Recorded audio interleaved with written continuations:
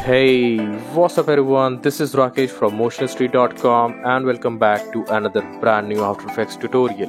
And I'm really excited about this most anticipated tutorial series where we'll be breaking down the editing techniques of a popular YouTube channel, Magnets Media, which is known for their amazing storytelling, sleek visuals and motion graphics that really brings their content to life because they have mastered a unique style that combines fluid animation and dynamic transitions, making their videos stand out in the crowded space of YouTube.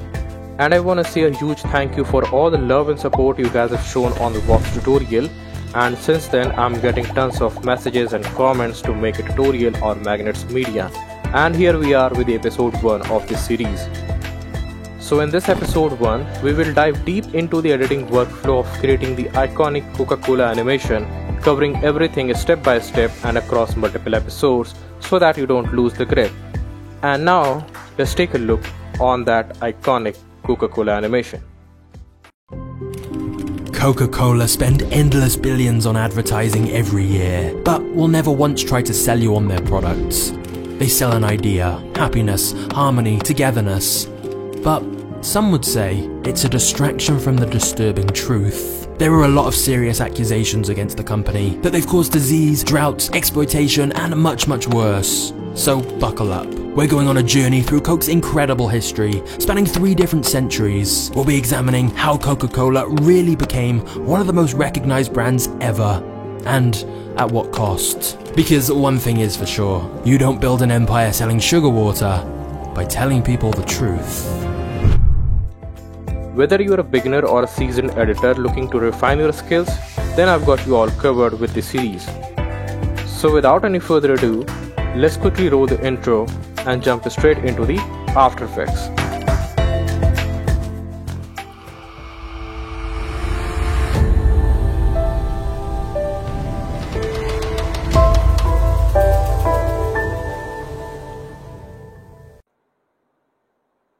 Alright, here we are back in After Effects, and like we always do, we'll start by creating a new composition and we're going to call it as Render with a dimension of 1920 by 1080, which is Full HD with 30 FPS and 10 seconds long, with the background color as complete black, and then just hit OK.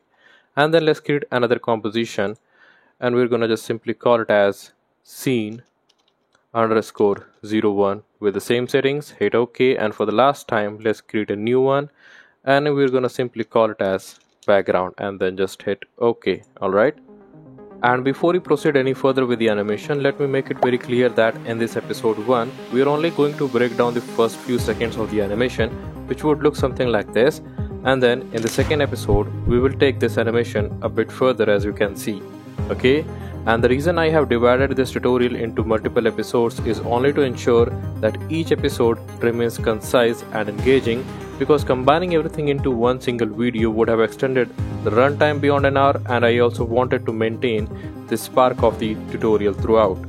And by the way, the second episode will be up on the channel very soon, so just stay tuned, okay? And now let's continue the work. Okay, so now we'll just make sure that we are in the background composition already, and then just do a right click anywhere in the timeline, go to new, and let's create a new solid. And for the color, we're going to use an hex code that is C30000, and it's a kind of dark red color, as you can see, and then just hit OK. Now go back to the scene 1 composition and then just drag the background composition into the timeline like this, and then let's quickly discuss about the assets required for the animation. So the very first thing we would need is a clip of a grunge texture, as we can see, and the second thing we require is a logo without any background, and lastly we need the same logo but with outlines only, okay? And all of these things are freely available on the internet, and once we have it, we'll now import everything into the After Effects, okay?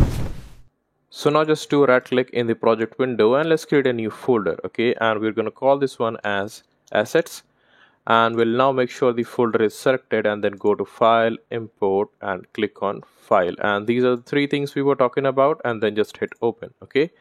And now I must let you know, guys, that if you want to follow along with this tutorial, you can always download the project file from our official website, whose link has been given in the description box below, so don't forget to check it out, okay?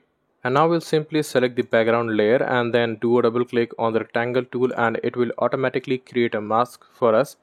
And then we can even expand the mask 1 properties, and then we will make sure to put the time indicator at around 1 second and 22 frames, and then drop a keyframe on the mask path, go back to the very beginning, then just select these 2 mask points and then hold shift and pull this or bring this at the very bottom like this. Okay, and now we can even select these 2 keyframes, hit F9 to easy ease them, and then we can now go to the effects and presets tab and we'll search for an effect that is called wave warp. Okay, and then just drag this onto the background like this. And now if you're not able to see this effects and presets tab on your screen, you can always go to this window and make sure this effects and presets is checked. Okay, makes sense.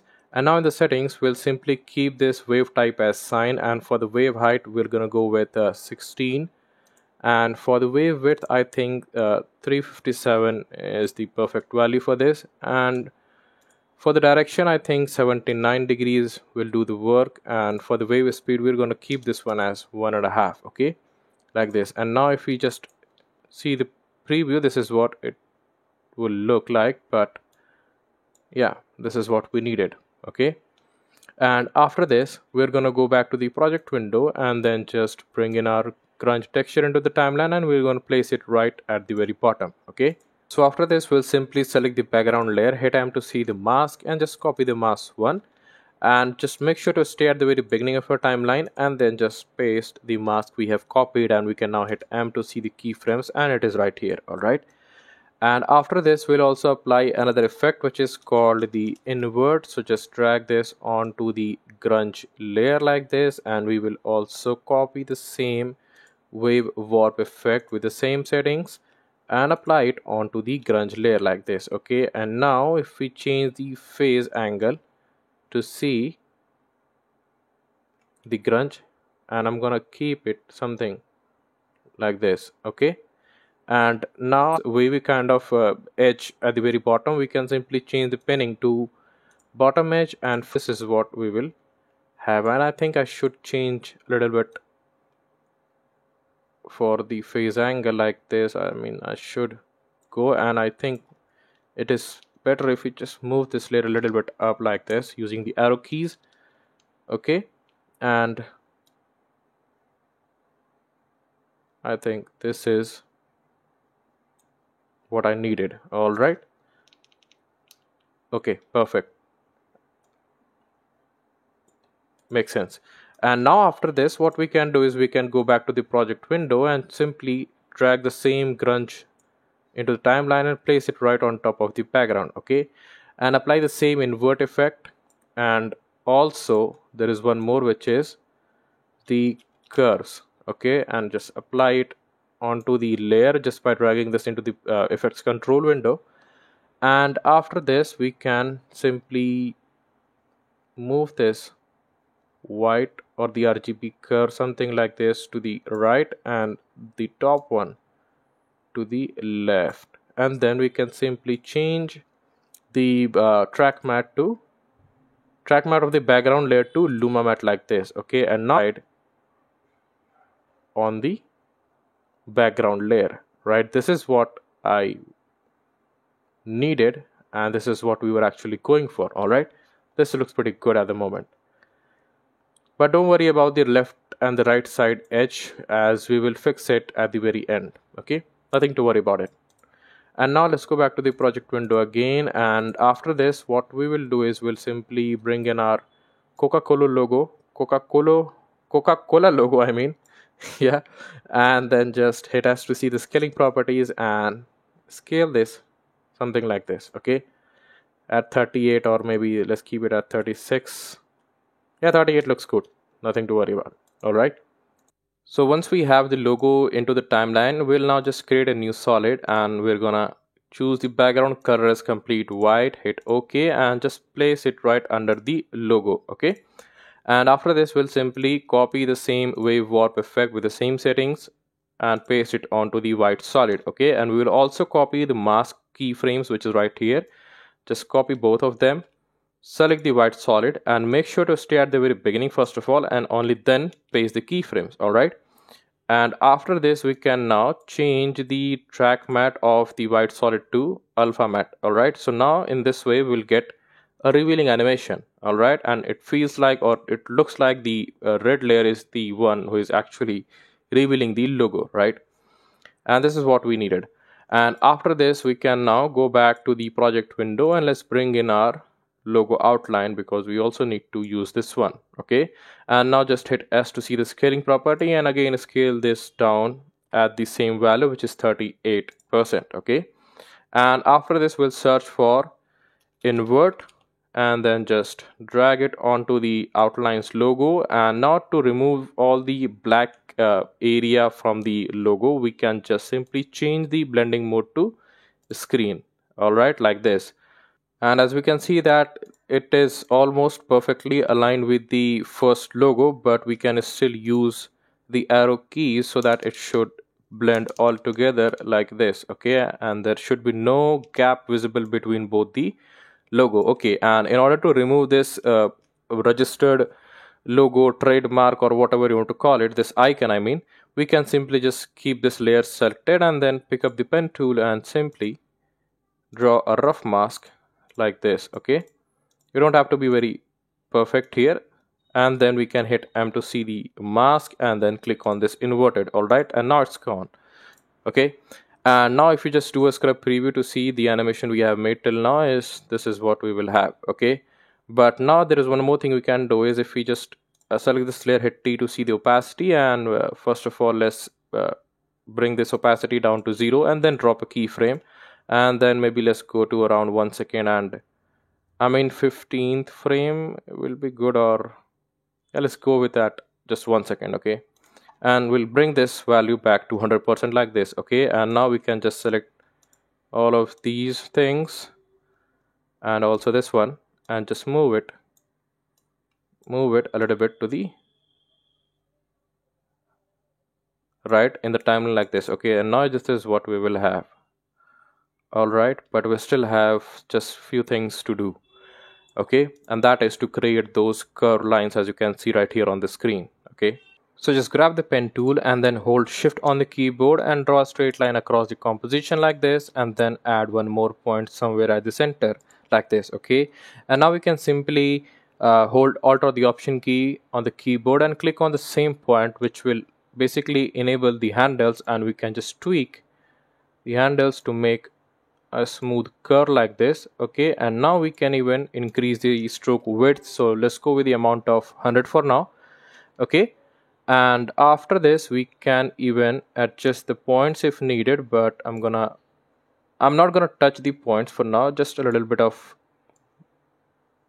positioning here and there. All right, just a little bit, and this one is fine. All right, and after this we can simply stretch this handle, the above one. Okay, and now this looks good as of now.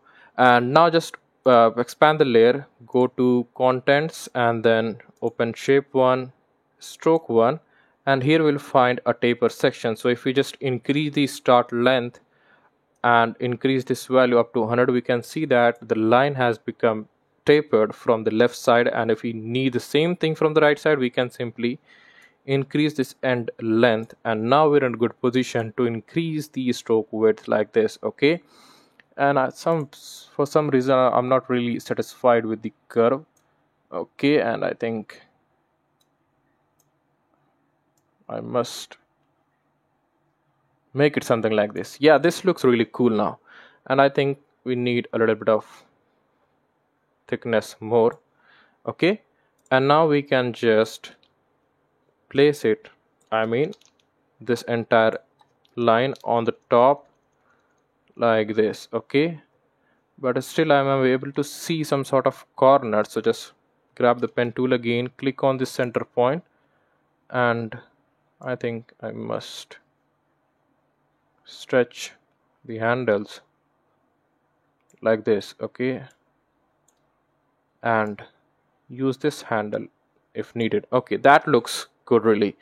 And we can now animate this line, so we can again expand the layer and just go to the add, and we're going to add a trim pass. Okay, and first of all let's close all of the things we don't need, and we only need the trim path. So just close the shape one and keep this trim path open. Okay, and now what we can do is we can start dropping the keyframes.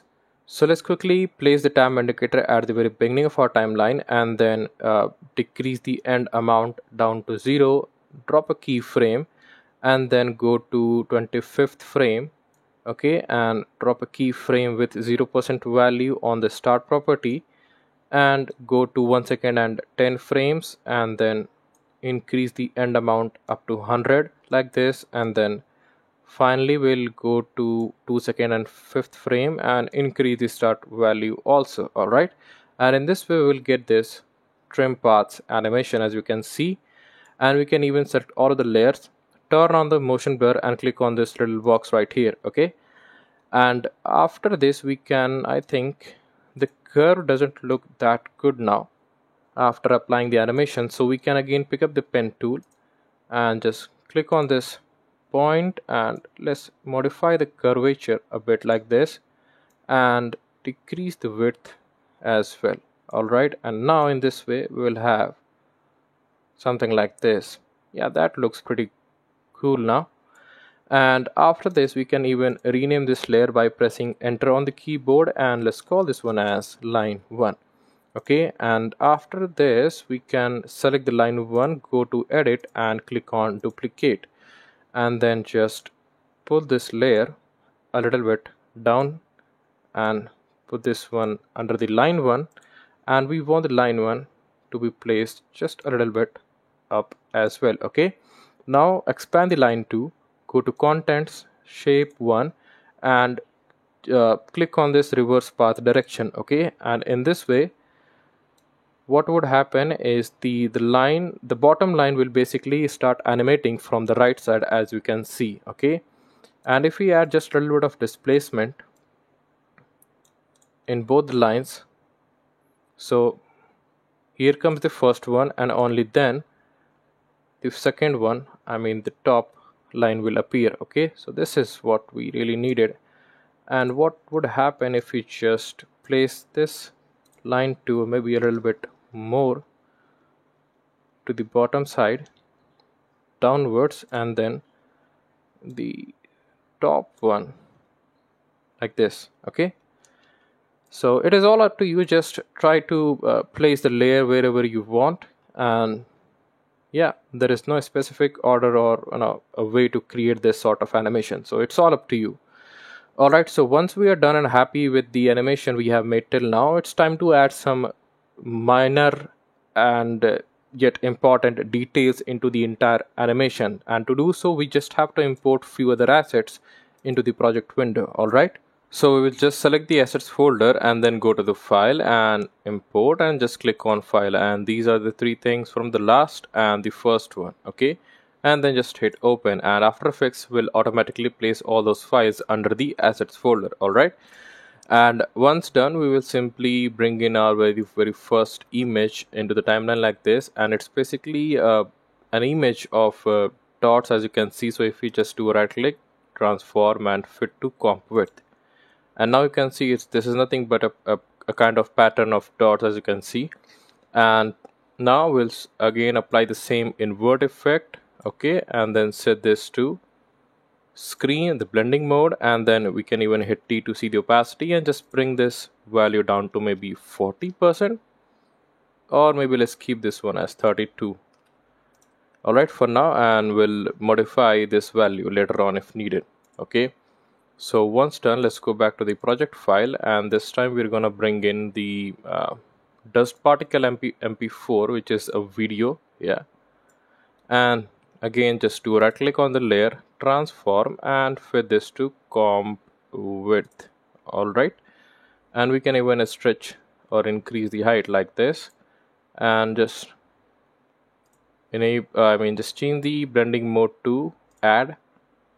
Alright, and after this we can just we don't need the sound for this layer, so just click on it and it will be inaudible. Alright, and after this we can now bring in our crumpled paper, and let's place it maybe right above the grunge texture.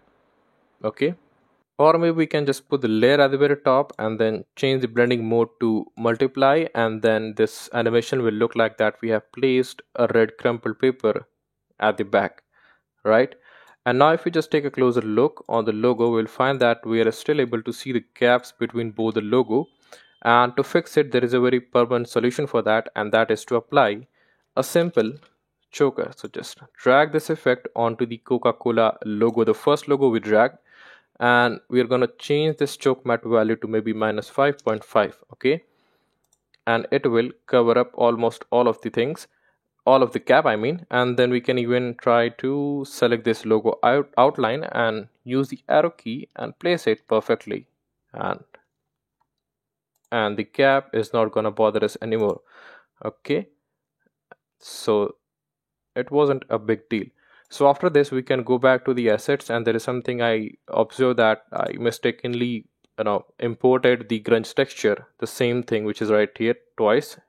So we can just delete this one, okay, because this is the grunge texture that we have used twice. As you can see, this says used 2 times. Okay, now just do a right click, go to new, and let's create a new solid, and we're going to call this layer as V means vignette, and then we'll keep the color as complete black. Hit OK. Alright, and then turn on the title action, save, and then pick up the pen tool and make sure the layer is selected, and then we're going to create a mask in the shape of a diamond like this. Alright, and then we can even hold Alt or the Option key and then click on these 4 corners and convert them into a curve. Okay, and then we can hit M to see the mask, click on this inverted, and then we can hit T to see the opacity and bring this value to 60%. Alright, and then we can hit F to see the mask feather and increase this mask something like this. Alright, and now we can just simply turn off the title action, save from here, and there we go, we have just applied a vignette on the entire animation. Okay, so now just do right click again and create another solid and call this one as H means highlighter, and we're gonna go with the color as complete white. Hit OK, and then pick up this ellipse tool, make sure the layer is selected, and then hold Ctrl or Command Shift on the keyboard and try to make a perfect circular mask from the center like this. Okay, and then we can hit F to see the feather and increase this value to something like this, and then change the blending mode to overlay.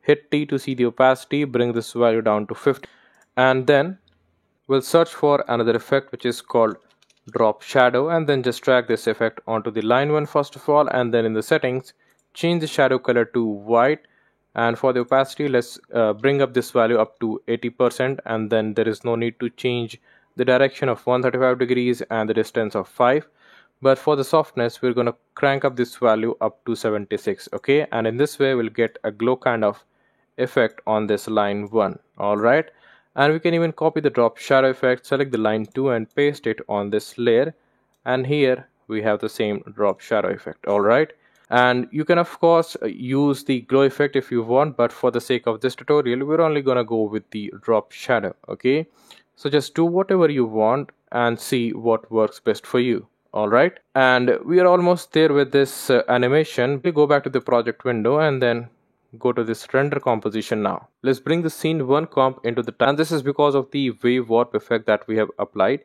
and to fix it we just have to scale this layer up by another effect which is the posterize time. Drag this onto the scene 1, and then the other effect we'll search for is the optics compensation, and then just drag it into the effects window. Okay, and then in the settings of posterize time we'll simply decrease the frame rate from 24 to 13 like this, and you can of course go with any frame rate you want, but I feel like 13 works very well for this type of animation. Okay, and due to this we will lost the smoothness of our animation. As you can see, this is what it looks like after applying the posterize time. Okay, now let's put the time indicator at the very beginning of our timeline, and then in the set 80, and then let's move or go to around 3 seconds, and then hit F9 to ease them, and go to the graph editor, select the right hand and hold shift and pull this all the way to the left like this, and here we have the optics compensation applied on our animation. Okay, So after this, we can do one more thing, is that if we don't want to see this gray kind of fill, here we will have the black fill now, okay? And in this way we will get this kind of animation now, okay? And this looks much better. Mask keyframes, and then in the settings of wave warp, drop a keyframe with a wave height of 16 and then jump onto the next mask keyframes, and then just now click anywhere out, maybe right here, and we are going to bring this value back to 0 like this, and then just select all these keyframes, hit F9 to easy ease them, and then go to the graph editor and then select the handle, just the right handle, okay?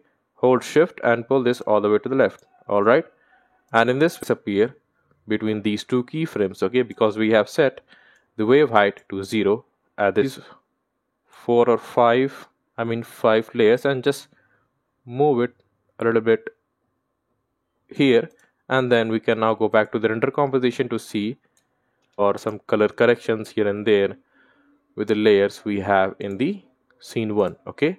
So first we'll select the vignette layer and then hit T to see the opacity and increase this value up to 68%, and then select the logo outline, hit S and bring this scale value down to 36, and do the same thing for the other logo from 38 to 36, okay?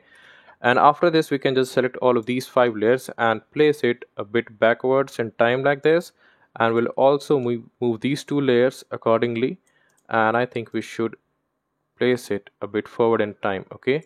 So if we just take a just do a scrub preview, we will see that here comes the line 1 and then the line 2, okay? And this looks really cool now, okay? And everything looks great in this composition. And let's go back to the render composition and then do a right click, go to new, and let's create a new solid, and we're going to call this one as crop and keep the color as complete black. Hit OK, and then let's turn on the title action, save, grab the rectangle tool and make a mask something like this. Alright, and then click on this inverted, go back to the scene 1 for a while and select the line 1, and we're going to place this line a bit down here, okay?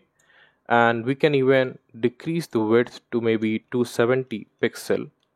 Alright, and then let's go back to the render composition, turn off the title action, save first of all, and then select the scene 1, hit R to see the rotation, and stay at the very beginning, set this value to maybe minus 30 degrees, and then drop a keyframe, go to 1 second and 15 frames and set this value down to 0. Alright, and now we have all these blank areas on all the 4 sides, and to cover this up we have a very cool effect that is known as motion tile. So search for it and drag this onto the scene 1, okay? And then in the settings, simply increase the output width to 300 and the height to 300 as well, and do not forget to click on this mirror edges, okay? And now the this mirror edge will hardly be noticeable by anyone watching the animation, okay?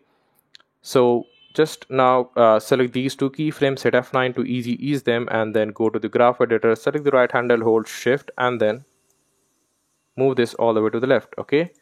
And now here we have the entire animation right in front of us, and I think this is what we really needed, okay, as a final result. Now let's take a look for the last time. Yeah, it looks really cool now.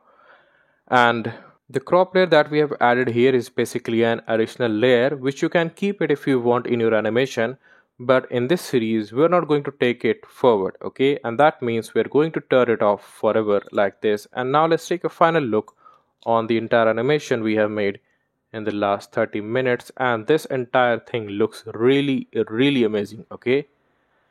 And we have just hit the target of this episode 1, yeah?